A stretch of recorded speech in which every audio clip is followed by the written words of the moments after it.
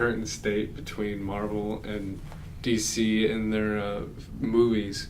Marvel is on one hand is very I don't know, established. Yeah, they're very established, and it's very strategic how they're releasing movies right now. And DC, on the other hand, it's gotten a lot of fans concerned, I think, to say the least. Yeah, myself being one of those.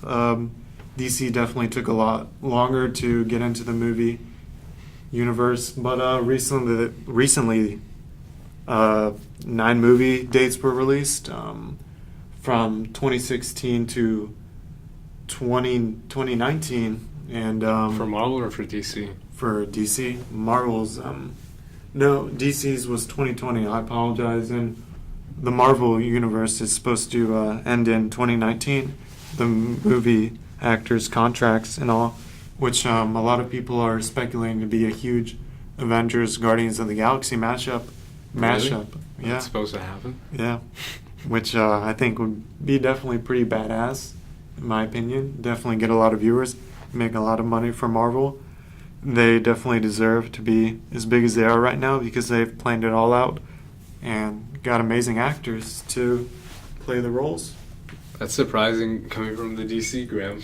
But DC, when they put out movies, they're typically good. And I say typically because I think a lot of we've witnessed some, like, to say the least, maybe like disappointing.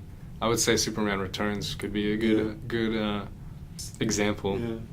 Superman Returns, Jonah Hex, which a lot of people don't even realize is a DC character. His movie was very disappointing to me. A lot of people still stand by the Green Lantern being one of the biggest disappointments in comic book movie history.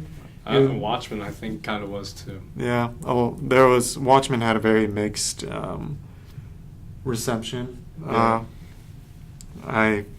I thought it was okay. It was very dark. It was different, but it definitely was not a home run. Like maybe a lot of people agree with this, that The Dark Knight and The Dark Knight Rises, the whole Dark Knight trilogy was definitely amazing.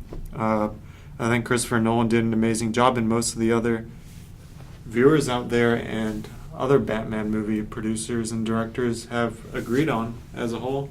What about the Man of Steel?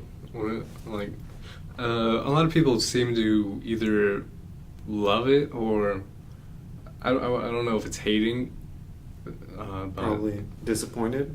Yeah, it's not. They probably just thought it could have been better, which I would say I would probably be one of those, because I think Superman was just kind of not really Superman. He was kind of more just not yet Superman, if that makes sense, because he was becoming Superman. Still transforming from Clark Kent. Yeah. Into which I guess is kind of okay because it was the origin story, but we've conversed about this many times, and I'm on the other side of the boat with that. I think Man of Steel was actually a very good movie, and it was a very well thought out, and I thought it was the first stepping stone and a decent one to the new DC cinematic universe. Yeah, if it can lead to better things, I think in the future it'll be looked more fondly upon, kind of like Iron Man.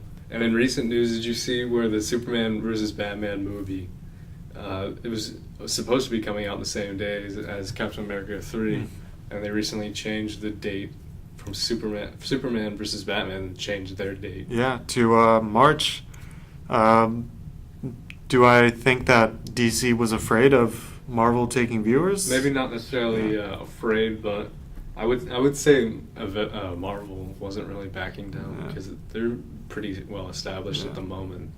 But I still think even if they did come on the same day, that Batman Superman would take the prize in that.